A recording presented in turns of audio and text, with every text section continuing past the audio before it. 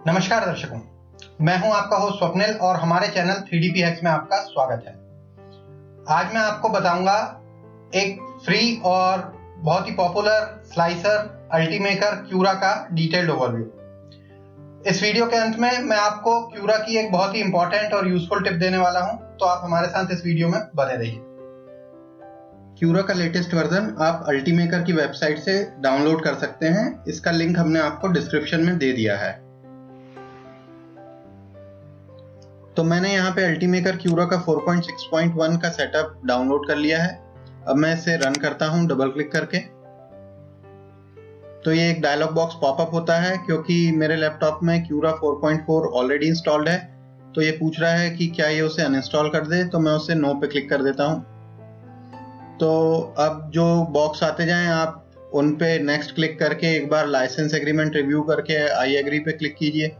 फिर destination folder default रखेंगे। Startup मेनू में आइकॉन हमको चाहिए तो हम ओके कर देंगे। फिर नेक्स्ट में जाके यहाँ पे ये कह रहा है कि आप कौन कौन सी फाइल सपोर्ट करना चाहते हैं, तो इसमें मैं सारी फाइल ही क्लिक कर देता हूँ, क्योंकि इससे इंस्टॉलेशन साइज में तो कोई फर्क पड़ नहीं रहा।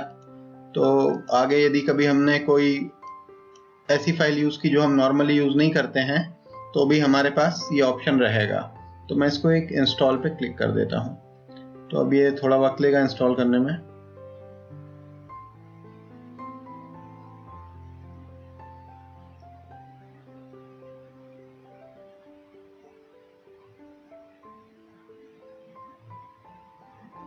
तो यहाँ पे ये इंस्टॉल हो गया है। अब ये कह रहा है रन अल्टीमेकर क्यूरा 4.6। ये चेकबॉक्स ऑन है, मैं इसे ऑन रहने देता हूँ। तो जैसे ही मैं फिनिश पे क्लिक करूंगा, ये क्यूरा को खोलेगा।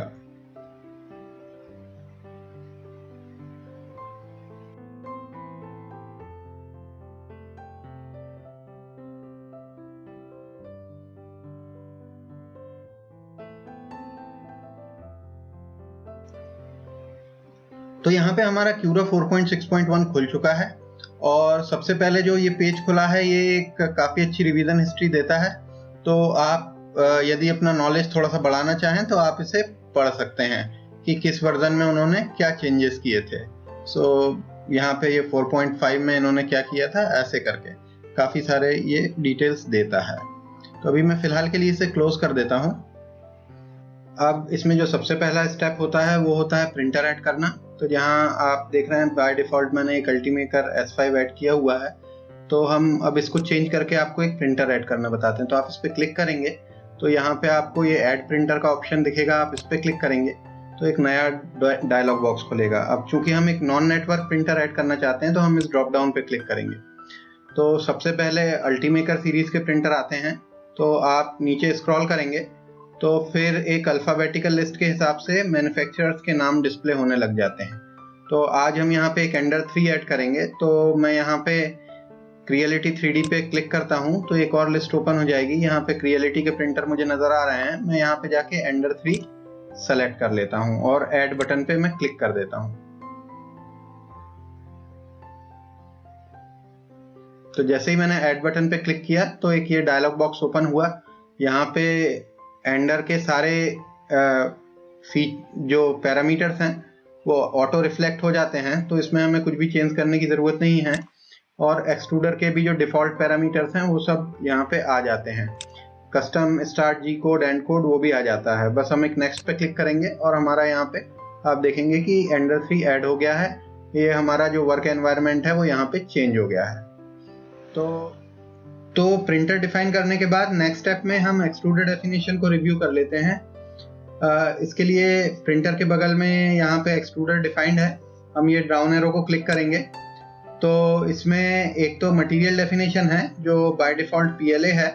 तो यदि आप PLA के अलावा कुछ और प्रिंट कर रहे हैं तो यहाँ मैनेज मटेरियल में जाके आप उसे चेंज कर सकते हैं। सेकेंड डेफिनेशन है नोजल साइज की। तो स्टॉक एंडर 3.4 मिलीमीटर नोजल के साथ आता है। तो हम वही यहाँ पे डिफ़ॉल्ट में सेलेक्टेड है। बट यदि आप मिनिएचर प्रिंट कर रहे हैं तो आप इसे छोटा नोजल सेलेक्ट करके 0.2 मिलीमीटर तक जा सकते हैं। यदि आप फास्ट प्रिंटिंग करना चाहते हैं तो आप नोजल को 0.8 मिलीमीटर यहाँ सेलेक्ट कर सकते हैं। बट आपको मशीन में भी नोजल साथ साथ चेंज करना पड़ेगा। तो जो भी आपकी मशीन का नोजल साइज है वो यहाँ पे आप सेलेक्ट कर लीजिए। तो आगे के डेमोन्स्ट्रेशन के लिए अब हम एक फाइल ओपन कर लेते हैं। फाइल ओपन करने के लिए या तो आप यहाँ ओपन फोल्डर आइकॉन पे क्लिक कर सकते हैं, या ऑल्टरनेटिवली आप फाइल जिस लोकेशन पे है वहां से उसे क्यूरा में ड्रैग एंड ड्रॉप करके भी उसे ओपन कर सकते हैं। तो मैंने यहाँ पे ये बेंची वेव वाली फाइल क्यूरा में ड्रैग एंड ड्रॉप कर दी है। तो आप देख रहे हैं यहाँ पे ये फाइल और मॉडल अपीयर हो गया है। तो वर्क स्पेस रीओरिएंट करने के लिए आप माउस राइट क्लिक करेंगे तो आप इसे रोटेट कर सकते हैं, और मिडिल स्क्रॉल से आप इसे जूम इन जूम आउट कर सकते हैं। साथ ही साथ नीचे आप यहाँ देखेंगे फाइल नेम यहाँ पे डिस्प्ले हो रहा है, मॉडल के मेजर डायमेंशन डिस्प्ले हो रहे हैं। तो ये 99 बाय 99 बाय 48 मिलीमीटर का मॉडल है, और नीचे यहाँ पे आपको 5 प्रीसेट व्यूज मिलते हैं। तो ये है आपका आइसोमेट्रिक व्यू, ये front view, top view, left view and right view. तो ऐसे आपको ये 5 व्यू मिलते हैं जिनको आप यूज कर सकते हैं।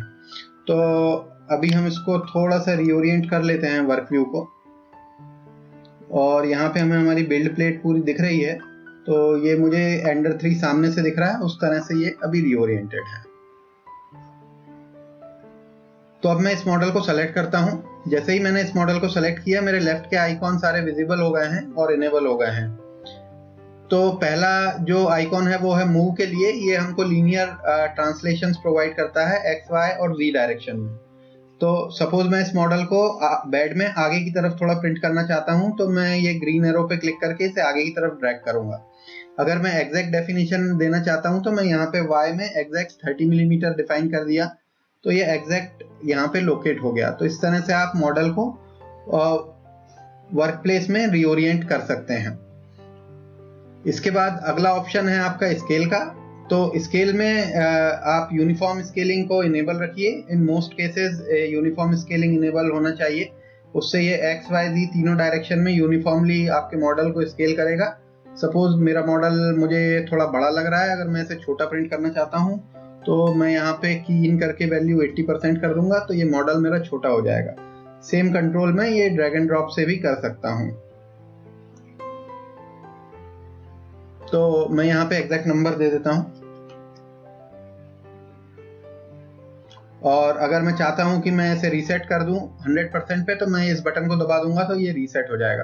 तो इस तरह से कुछ स्केल कंट्रोल्स होते हैं। तो अगला ऑप्शन आता है रोटेट का।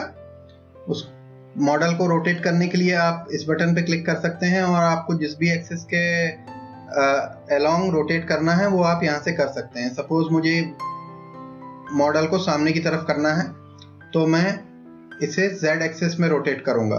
तो Z एक्सिस मेरी ब्लू है, तो मैं इसे ब्लू में रोटेट करूंगा। चूंकि मेरा स्नैप रोटेशन ऑन है, तो ये हर 15 डिग्रीज पे रोटेट कर रहा है। अगर मैं स्नैप रोटेशन ऑफ कर दूंगा तो मैं इसे 1 डिग्री इंटरवल पे भी मैं रोटेट कर सकता हूं। अगर मैं इसे रीसेट करना चाहता हूं तो मैं आके यहाँ रीसेट बटन दबा दूंगा। तो इस तरह से कुछ मॉडल हमको टिपिकली ओरिएंट करने होते हैं, तो हम उसके लिए रोटेट बटन का काफी इस्तेमाल करते हैं। अगला आता है मिरर ऑप्शन। मिरर में आप मॉडल को मिरर कर सकते हैं किसी भी एक्सिस के अलोंग।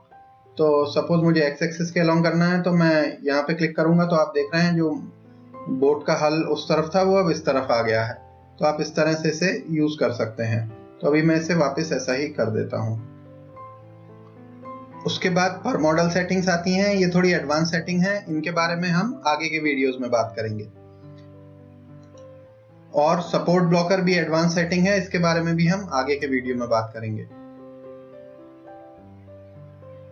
तो मेनली आप इन बटन्स का उपयोग मॉडल को रीओरिएंट करने में करते हैं, और हर प्रोजेक्ट में आप इसका काफी इस्तेमाल करेंगे। तो अब ओरिएंटेशन सेटिंग्स के बाद बात कर लेते हैं प्रिंट सेटिंग्स की। प्रिंट सेटिंग आपको यहाँ ऊपर टूल बार में मिल जाती हैं। आप इसे क्लिक करेंगे तो रिकमेंडेड प्रिंट सेटिंग का डायलॉग बॉक्स ओपन हो जाएगा। यहाँ पे आप काफी मिनिमम पैरामीटर्स डिफाइन करके एक सक्सेसफुल प्रिंट कर सकते हैं। तो जो सबसे पहली ये चीज आपको डिफाइन करनी होती है वो होती है आपकी लेयर हाइट। इसमें आप 0.12 से 0.28 मिलीमीटर के बीच में 4 वैल्यूज में से कोई एक सेलेक्ट कर सकते हैं। तो यदि आप लेफ्ट साइड की वैल्यू सेलेक्ट करते हैं तो आपको बेटर सरफेस फिनिश मिलती है, बट आपका जो फिलामेंट क्वांटिटी है वो इसमें ज़्यादा लगेगा हल्का सा, और प्रिंट टाइम आपका काफ़ी ज़्यादा बढ़ जाता है। ऑन द अदर हैंड अगर आप राइट साइड की वैल्यू सेलेक्ट करते हैं तो आपका प्रिंट टाइम सिग्निफिकेंटली रिड्यूस हो जाता है, मटेरियल भी थोड़ा कम लगता है, पर आपकी सरफेस फिनिश इसमें थोड़ी कोर्स हो जाती है और आपको जो लेयर लाइंस हैं वो प्रिंट की सरफेस पे अधिक नजर आती हैं। इसके बाद अगला आता है इनफिल। तो इन मोस्ट केसेस आप 15 से 20%, 15 to 20% इनफिल कर सकते हैं। कई स्पेसिफिक केसेस में आपको इनफिल बढ़ाना पड़ता है, तो इसकी बात हम आगे के वीडियोस में करेंगे। ग्रेजुअल इनफिल प्रिंट में इनफिल को नीचे से ऊपर की तरफ बढ़ाता है। इसका उपयोग मटेरियल सेविंग के लिए किया जाता है, पर आप इसको केवल कस्टम सेटिंग्स में ही यूज़ कर सकते हैं, क्योंकि रिकमेंडेड सेटिंग में ये डिफ़ॉल्ट इनफिल परसेंटेज 90% ले लेता है, जिससे मटेरियल रिक्वायरमेंट और प्रिंट टाइम बहुत ज़्यादा बढ़ जाता है। इसलिए अभी के लिए हम इसे स्विच ऑफ कर देते हैं। इसके बाद अगला ऑप्शन आता है सपोर्ट्स का। तो यदि आपके प्रिंट में ओवरहैंग्स हैं या फिर ऐसी सरफेसेस हैं जिनको सपोर्ट चाहिए, तो आपको ये सेटिंग ऑन करना पड़ेगा। सपोर्ट के लिए हम एक डिटेल्ड वीडियो बनाएंगे, इसलिए अभी हम इस पे ज़्यादा डिस्कशन नहीं करेंगे। इससे अगला पॉइंट आता है एडेशन का। तो यदि आपको बैड एडिशन की कुछ प्रॉब्लम आ रही है प्रिंट के अंदर, तो आप इसे ऑन कर सकते हैं। तो ये एक प्रिंट में एक ब्रिम इंड्यूस कर देता है, जिससे कि आपको एडिशनल बैड एडिशन मिलता है। तो ये भी किसी किसी केस में यूज होता है, इसके बारे में भी हम डिटेल में बाद में बात करेंगे। तो जब आपने ये सारी सेटिंग्स डिफाइन कर दी तो आप प्रिंट देने के लिए तैयार हैं। पर प्रिंट देने के पहले यदि आप और भी डिटेल में सेटिंग डिफाइन करना चाहते हैं तो यहाँ आप कस्टम पे क्लिक कर सकते हैं। तो यहाँ पे काफ़ी सारी सेटिंग्स ओपन हो जाती हैं जिनको आप डिटेल में डिफाइन कर सकते हैं। इनके बारे में भी हम बाद में बात करेंगे। तो अभी हम फिर से रिकमेंडेड पे आ जाते हैं और यहाँ स्लाइस बटन को हम क्लिक कर देते हैं।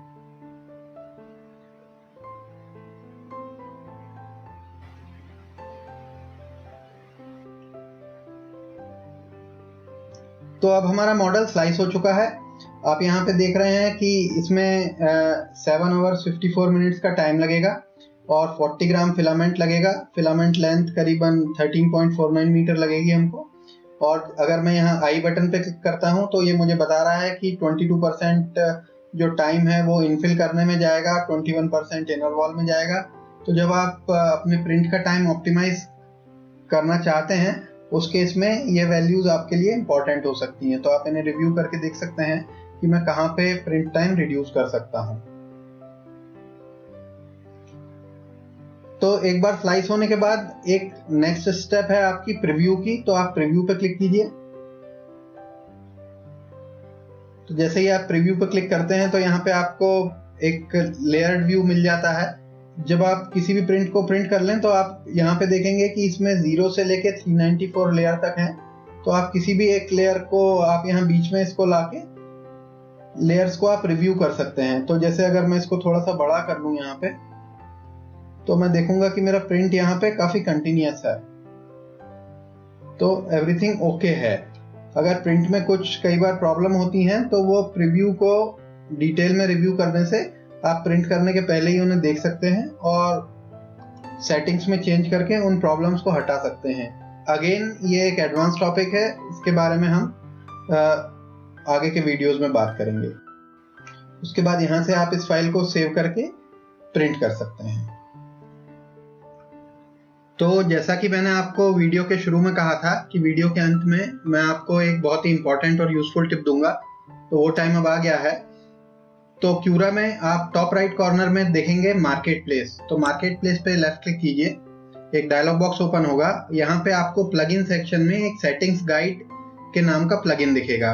ये एक बहुत यूजफुल प्लगइन है और आपको इसे ज़रूर इंस्टॉल करना चाहिए। तो हम अभी इस पर क्लिक करते हैं। तो ये आपको क्यूरा की हर सेटिंग को काफ़ी डिटेल में एक्सप्लेन करता है। तो अब हम इंस्टॉल पे क्लिक कर देते हैं।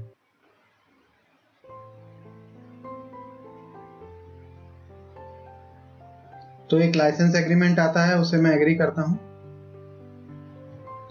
फिर मुझे क्यूरा को रीस्टार्ट करना पड़ेगा, तभी ये प्लगइन इफेक्ट में आएगा। तो मैं क्विट कर देता हूँ।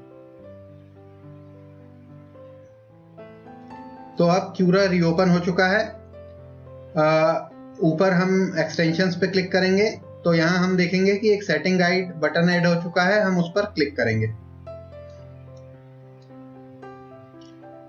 तो ये एक डिटेल सेटिंग गाइड यहाँ पे ओपन हो चुकी है। अब अभी हमने बात की थी कुछ देर पहले क्वालिटी की, तो हम यहाँ पे क्वालिटी पे क्लिक करते हैं।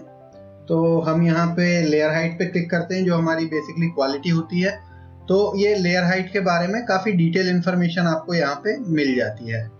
ऐसे क्यूरा में करीब 300 सेटिंग्स हैं, उन सारों की डिटेल इन्फॉर्मेशन यहाँ पे आपको ये प्लगइन देता है।